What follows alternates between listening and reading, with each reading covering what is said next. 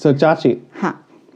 I have some questions. Growing up in the pujas and this and that, heard a lot of stories of Bhagavad Gita and duty, dharma. You know, as a kid, you don't really think about these things that much. The reason I want to talk to you is because, you know, as you get older, sometimes you make mistakes, you know, running into problems in personal life, you start thinking about, what should I do? What's the right decision to make?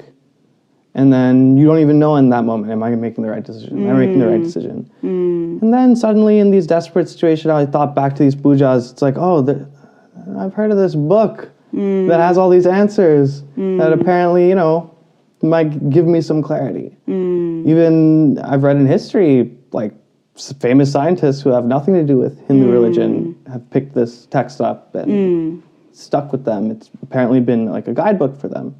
So I wanted to talk about this book, this text, this gift.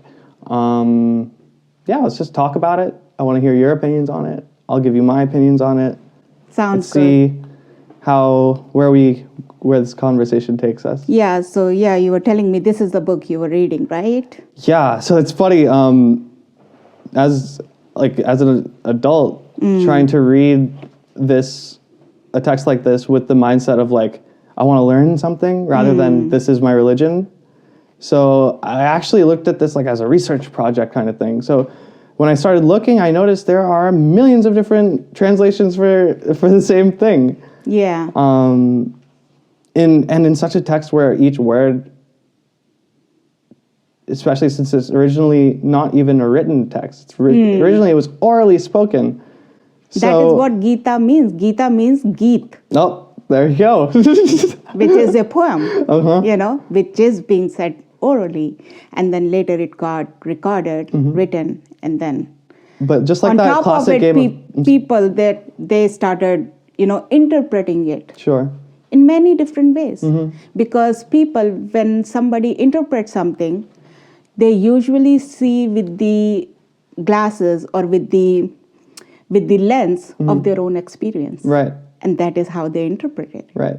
So with the same sentence or same word, there may be many different kinds of interpretations. Exactly. Which is why it's so important, or at least when I started trying to read this seriously for the first time, it's like, okay, if there's this many different interpretations and each time it's translated to a different language, maybe something might be lost. So like, how do you find the right one? So I just like went through many different translations, reviews, this and that, and I landed on this one, hoping that it is, you know, good enough. But that aside, it's pretty interesting. We were just talking about how interpretations can change from one person explaining it to the next, to the next, to the next.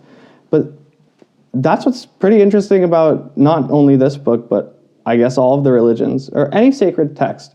So think about it. They have any book. But these texts in particular have existed for thousands of years. So the reason why I'm so particular about the translation is because this book was written thousands and thousands of years ago with the intention that the message is going to survive for thousands and thousands of years. Who knows what the future culture is, but it's written in such or the intention is such that you can drop this book in any culture, you could drop it on an alien planet, they could be able to pick it up and read it and understand something from it. True. You know what I mean? True. So that's another thing amazing about this book. I don't want to even keep saying this book, I'll say Bhagavad Gita, this what happens, the whole dilemma of going to war in that moment. But see, remember you were saying about interpretation. You yourself, I remember you said that you read this same book few years ago and whatever you understood was whatever you did. And now when you reread it, you understood totally a different aspect of it. Exactly. And I feel like in 10 years from now when I reread it, or next time I reread it, I feel like there's always, if you read it with the intention of, I want to understand my place, I want to learn, and you'll find parallels between your own life and like literally 2 lines of reading. If you're closely reading, that's it. The more I think about it, I like to say, or like I've been calling it like kind of like a handbook of how to be a human, like telling you the specs. Like like if you buy a laptop, it'll tell you processor speed is this, screens like this is this. You know all the features. I feel like this day and age, a lot of people have kind of forgotten that we've got so many features that we don't even know how to use it to its best ability. So this is kind of like a user manual in my head. Yeah. No, definitely. You have put it very well. But definitely it also means how you look at it, right? You have seen it as a user manual for being a human. Other may see it differently. But yes, there is something for everybody in here. But have you ever thought about it? Why? Why, as you said before, that if you throw it into any culture, to even on an alien planet, they will find something relatable. Why probably is that? I think that when these messages were created, this whole story, embedded with all these values and everything, I don't think it was just one person who just like thought, oh, I'm going to write this story. It's going to be great. I don't think it's like one master behind this. I think this story is a culmination of many, many masters of experiencing humanity, experiencing maybe even God, for lack of a better word. I'm just using that for now.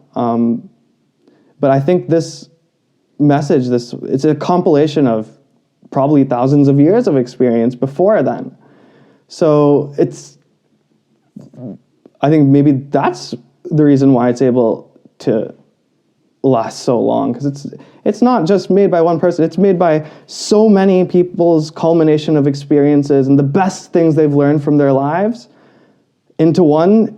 It's like a what's it called? Like a care package they're sending into the future.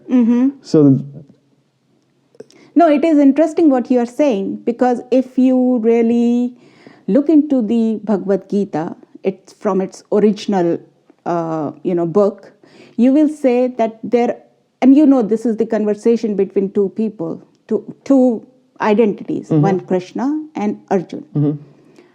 So when you look into it, many places you will find in the book, some places it will say that Krishna Uvach, means Krishna is saying that. Okay. But many time you will see where Krishna is speaking, it doesn't say that Krishna is speaking. It says Bhagavan Uvach. So in the body of Krishna, God himself is speaking through him. And that is where the thing which you just said before, that experience of so many, all humankind and everything, you feel like it is put it in the one place, because it is not coming from just Krishna, not that body. It is coming from Bhagwan himself, So that is what it is. And the reason I said why every human being feel that whatever is written in there, somewhere they connect with it, because in Bhagavad Gita, the conversation they are having is very core, related with very core dilemma or, emotional value of any human being. Yeah, for sure. That's why I'm able to... That is why... Gain something even as a kid. You might be able to be like, that's something like in my life has happened similarly. Like, especially with how to... I'm sorry to jump, but one thing in particular that I noticed is that this tale, especially, or one of the things that a lot of people fall into dilemmas with these days, maybe in the past and in the future, is like with how do you deal with relationships? As in like my relationship to my friends, my relationship to my teacher, my relationship to my family, my loved ones, my enemies.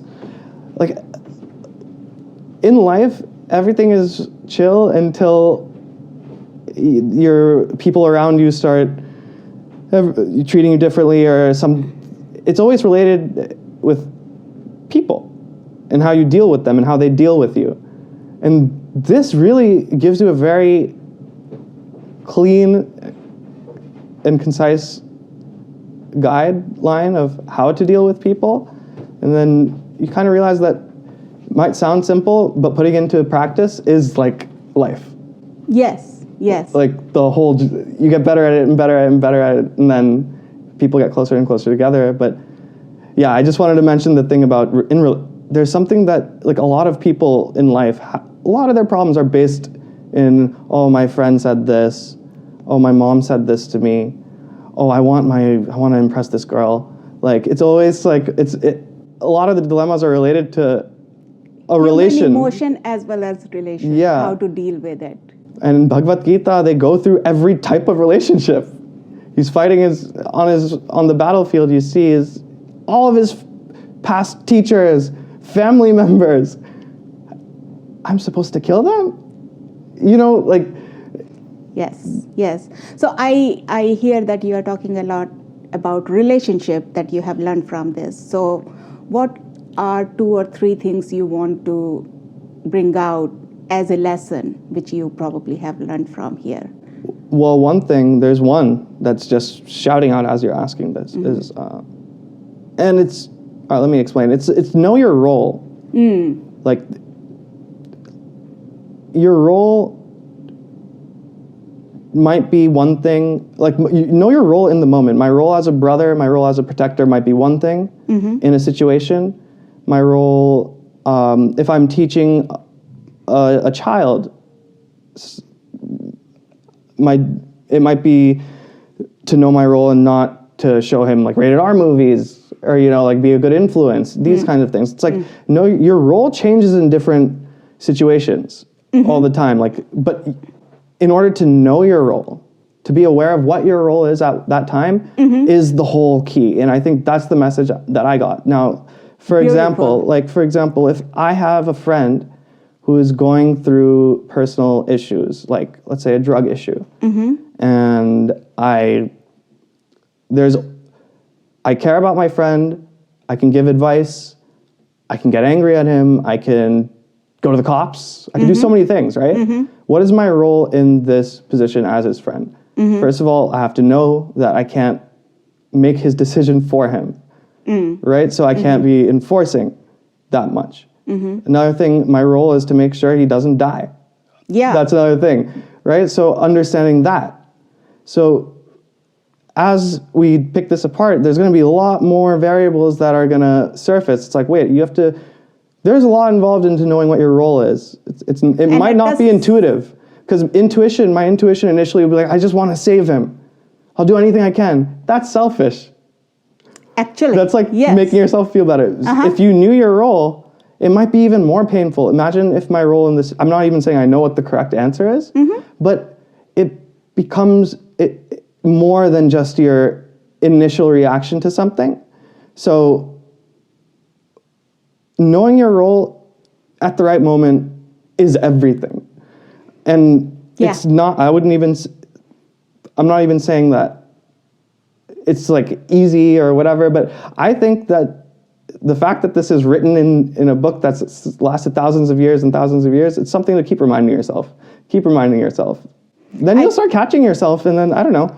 Yeah, I think the thing which you are trying to say here is coming from the first chapter, which is the war within. Isn't it? Probably. That is the dilemma, right? That what is the right thing to do in that particular given situation with the information as you have at that moment, because you may or may not know everything.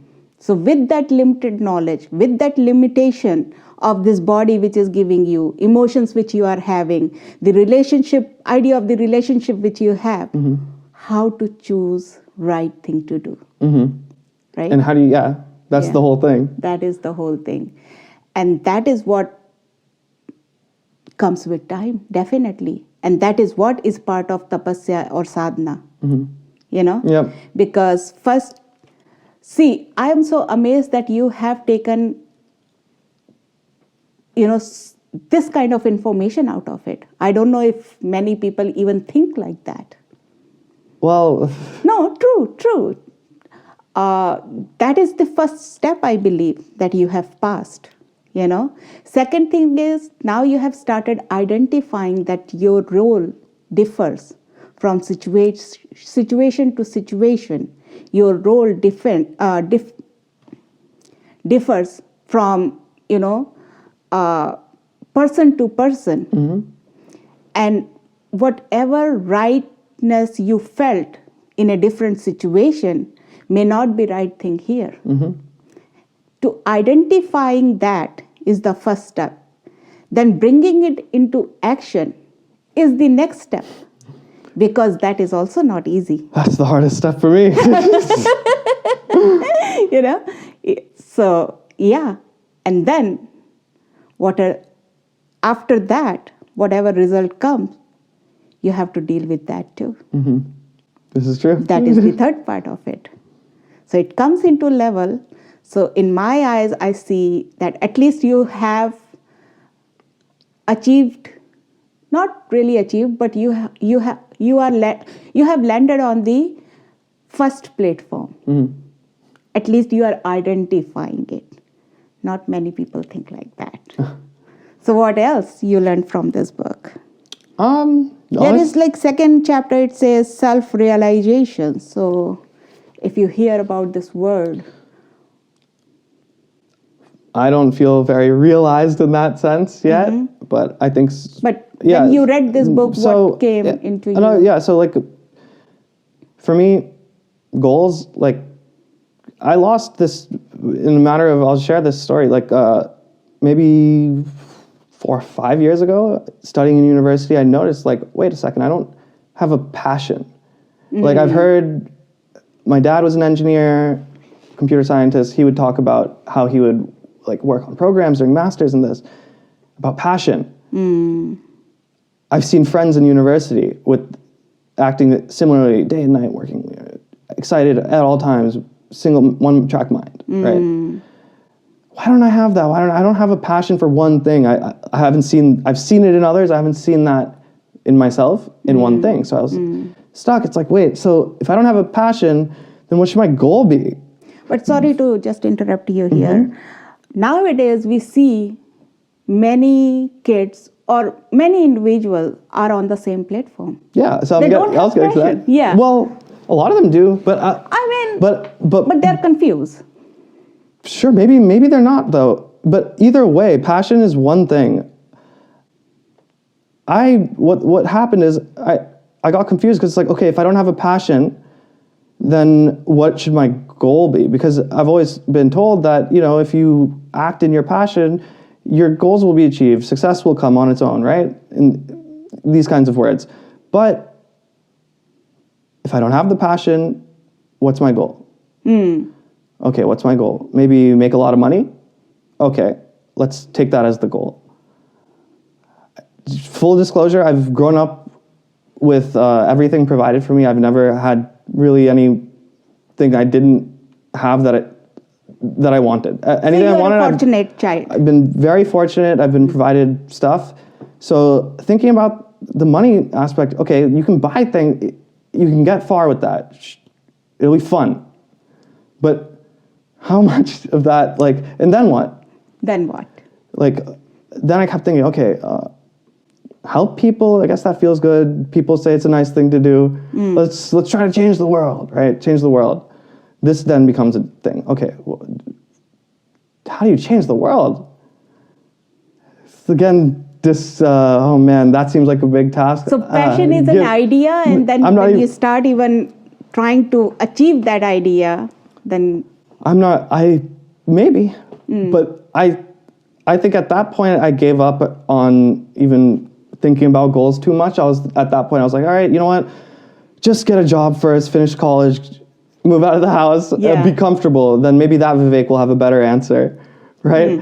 So then, as I was growing older, working, going through all that, and then I revisited the question of do I really even want to change the world? Let's say I could change the world. I started noticing it's like, wait, this world it's enormous. It's so much more than my 28 tiny years of living's experience.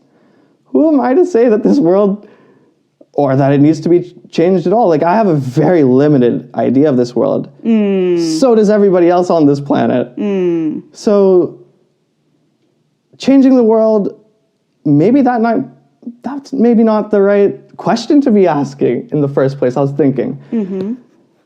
Because it wasn't genuine, I don't feel. Because if I really did want to change the world like that, I would have started doing something to do in that pursuit. But I guess somewhere deep down, it's like, you don't want to change the world, Vivek. The world's there. Everything's there. Learn how to be. And then everything around you will happen. Start. So, like, I think so then I thought, coming back to passion, it's like, oh, a lot of people have misthought, or they've attached having passion with success or purpose. Having passion with purpose. This is my purpose because I'm passionate about this. I think that's not necessarily true. I think that's like that's an interpretation. But I think what the reality is if passion's not really a real thing like that. It's not attached to your success or attached to your goals or attached to who you are. It's just something that you enjoy doing and that you're very good at. It's not about day and night, you must be thinking about this in order for things to come. No, I think if you focus on how to be like a human being properly, figuring that out, then you start waking up. Then you can start making decisions like how to make this the best place to live, how to change the world. I think tackling these questions requires you to first be who you are. Yes. No, I totally agree.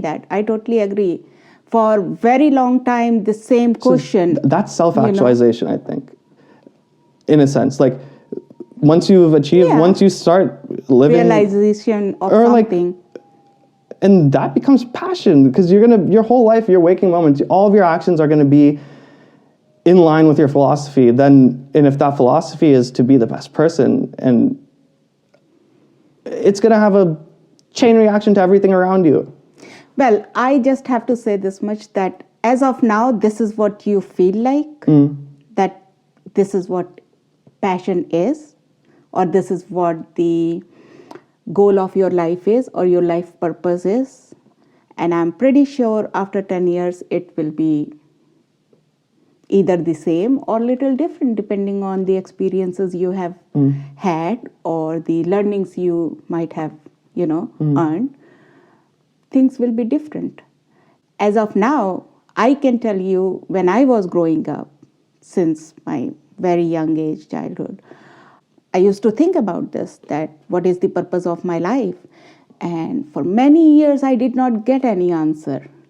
And slowly, exactly this realization happened to me, that keep doing what you are doing with the right intention, good intention, and your purpose of life will appear in front of you. When you are ready, when you have the resources, because this is one platform where human beings are, but there are many other energies out there on the different plane. And one way or the other, everything will fall into place, whether they will start using their energy to make us close to that purpose, or somehow we become ready and then we are looking and we will get guidance from somewhere, or we will be put into this situation or pushed into this situation, and then that purpose will appear. So basically, while you are waiting for the purpose to come, and if you don't know, while waiting, you can do two things. So what I was trying to say is, while we are waiting for finding the purpose of life, we can do two things. One, being present in the moment. so that we can identify if there is any opportunity coming where we can serve the people, serve, make a difference, or help others.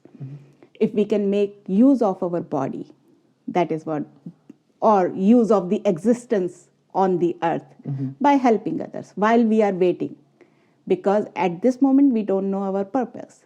And another thing what we can do is refine ourselves, get more skilled, so that when a situation comes, we are resourceful, we are ready. Like if we see into Gita, Arjun, maybe his purpose was to fight this war. But for that, he was getting training since his childhood. He was learning how to be a better archer, right? So that is how think yourself. That if you do not see that purpose, that war in front of you, just whatever skill you find, whichever attracts you, try to become, masters. That's actually very interesting. You're saying this now, because I'm reading this book right now. It's called Physics of God. You should check it out. But somebody, I did. But yeah, I was reading something about in this book. It was regarding a concept in physics, and it really something I was reading this and then something clicked in I just noticed something. I altered my belief system a little bit, and it brought me a little bit of peace. But my whole point is knowledge, learning, when you've hit a wall of understanding, philosophically, dilemmas, whatever it may be, but learning is the thing that's going to get you peace.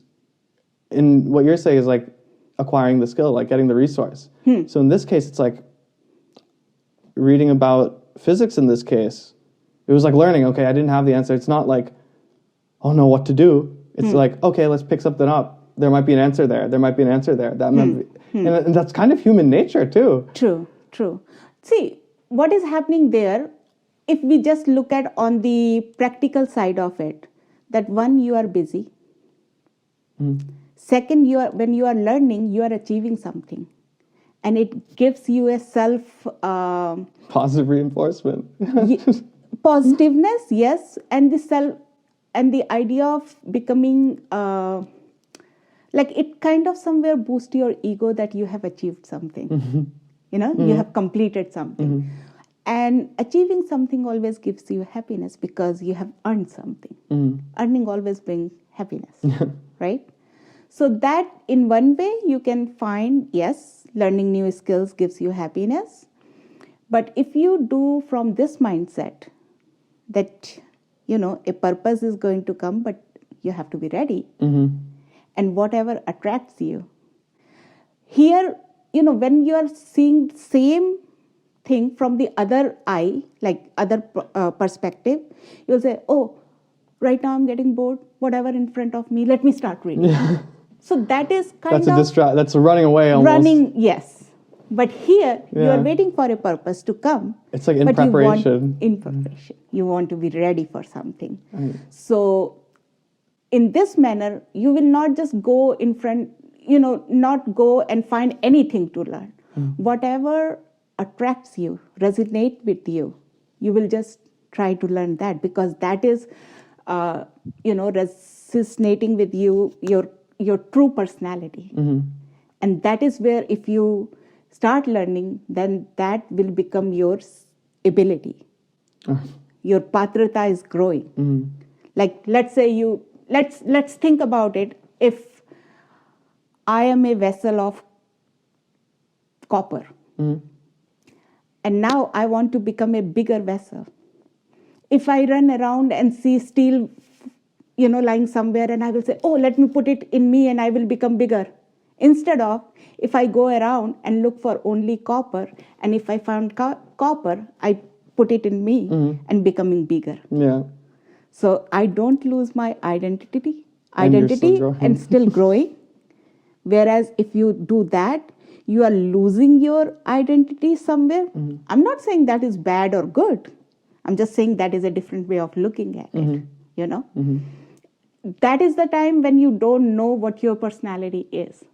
You are still in search of your personality. But once you kind of understand that this you like and this you don't like, then you know that what is your personality, what sits with you or what doesn't, you know, make sense to you. So if you start doing that, then you are growing bigger, but you are not losing your identity. Yeah. You know? And it can actually help you figure out that identity too. I feel like that's also a confusing one. Sometimes it is. Yeah. But at the same time, if we, you know, see our Gurudev, Pandit Shri Ram Sharma Acharya, he has given us few tools. And personally, if you look into it, that will really give you very, you know, it will help you try to understand who you are. How?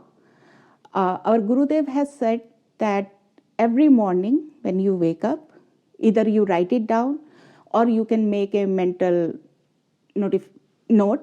But more than that, write it down. That will be better, because once you put it on a paper, it becomes more on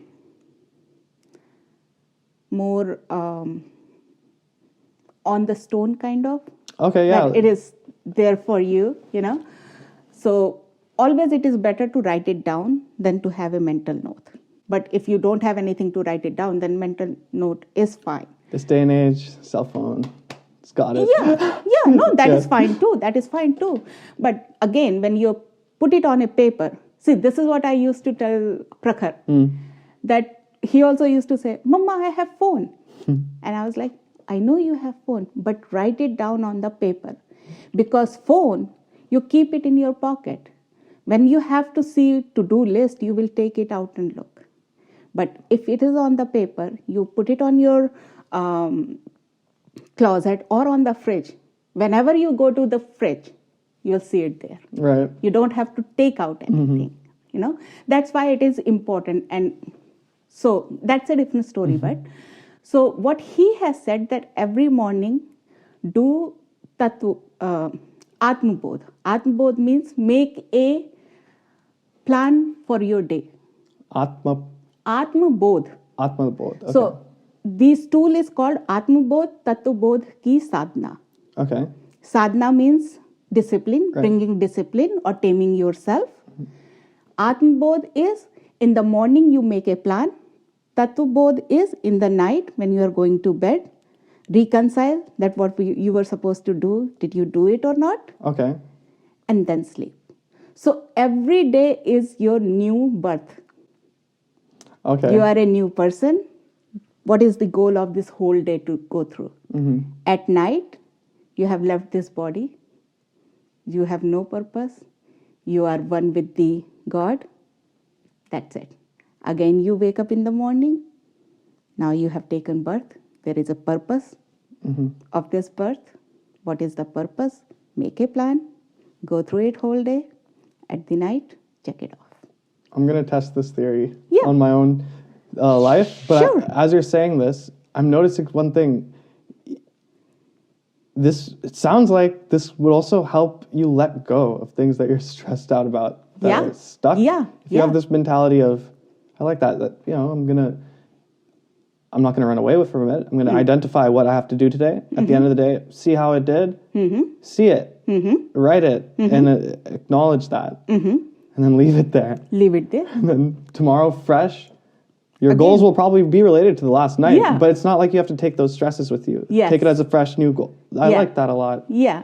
And then what he says, when you are doing Atmabodh, it is not just regular day you have to write it down, oh, eat breakfast, catch train, and not those. Right. Like it is more with your development, personality development, your mental growth, your, you know, in that sort, taking care. Right. So, so these are the tools which he has given, which can help you find your purpose, help you find that are you better than yesterday, wherever you were stuck yesterday, were you able to gain more strength to tackle that or not? You know, all these small progress report, you can say, you can get. It's like the analytics on YouTube. Actually, yeah, this is a ticker is going on your body in terms of Atmabodh Tatvabodh sadhana, where you were. Yeah. How much engagement on this day? Yeah. How much did it convert? But at the same time, you don't have to be stressful about it. Yeah. You know, that is the whole point. Yeah. Yeah. So, interesting. Do you have a favorite experience with Bhagavad Gita? That is very interesting. Actually, for very long time, I did not read Bhagavad Gita. It is just very recently, a year or two, I became a part of a group who is learning Bhagavad Gita. And every Monday we come together, we learn Bhagavad Gita, and then, you know. So, whatever I have learned through that, one thing which so far I got out of it, I mean, every time when we learn it, we have a different feeling or different learning attached with it. But what stayed with me, I will say, is a karma, if it is not attached with anything, whether good or bad, greed, selfishness, selflessness, nothing. If karma itself is just a karma, then you are not incurring either punya or pap. Okay. So that karma will not get attached to you. So like when we say that every birth we take depending on our karma. Right. So the karma which is not attached with any I mean, that's emotion actually to what it, karma is, right? No, but the karma No, that's is what yoga is. Yeah, which is not attached with any karma. Right. That is the karma which will take you to nirvana or moksha. It's like performing an action without any intention of result or anything. Yeah. It's action for the sake of action. And funny thing is, what I have discovered going through this, personally with me, sometimes when a situation occurs, you do karma. You do something, you know, that is your first reaction or first, whatever you call it. And then later, when you think about it, then you try to attach your emotion to it. Yeah. And then either pride comes or guilt comes. Right? Yeah. With the same karma, because, oh, I did this, I could have done this could have done better, or whatever. Then there we are attaching our guilt. And if we think, oh, I helped that person, oh, I did this. Or even if with a good intention, oh, this is going to bring me nirvana or happiness or peace. It's like... even that. Yeah. Even that. That's attached. That is attached. And we don't realize that, you know. So right now my current sadhana, you can say, or the path which I'm trying to follow is not to think of an action once it is done. Oh, okay. Trying. Right. But things happen, you know, I'm still human. So, but I'm trying. Have you, ever since you've started trying this, have you noticed if it gets easier or harder? Or does it... It depends on... Or does it change at all? Yes, I will say definitely I am more aware of it, that these things are happening. Like I'm attaching something. Right. Before it was being done subconsciously, without even me realizing. One day I'm just happy. Why I'm happy? I don't even recognize that there is a thought going on which I have done somewhere, something good, and I'm like very happy about it, you know. I have now started recognizing a bit, and I'm trying my best to not to think about the karma which is done, so that I don't attach any emotion with it. You know, that is what I'm trying. So. It's pretty cool that we could all discuss these kinds of things, sitting here, and to whoever's listening, discussing all these thoughts. Yeah. And sharing our experiences. Yeah, no, I love to share. I mean, you are 28, I'm 50, I'm double the age kind of, So we have so many different experiences. Even though we are related, we are kind of living close by, but you have your own experience, I have my own experience. With the same value we grew up. Yeah. And how differently things have affected us, how differently things have we have come across. I hope you enjoyed our hangout today. If you'd like to keep the conversation going, please leave a comment about your experience or any experience regarding Bhagavad Gita in the comments. And if you're not comfortable with that, we will provide you with an email in the description below. Yeah, if you can write, that you want to share something, but you want our email address, we can definitely provide you in the reply, and then you can share. Any comment, any reply will be great, because we want to take your experience and try to share it here and then see where our conversation goes. Yeah, and hopefully your experiences can help us learn too. Our experiences hopefully can help you. We're all in this together, so let's enjoy. Thank you for listening to us. Namaste. Namaste.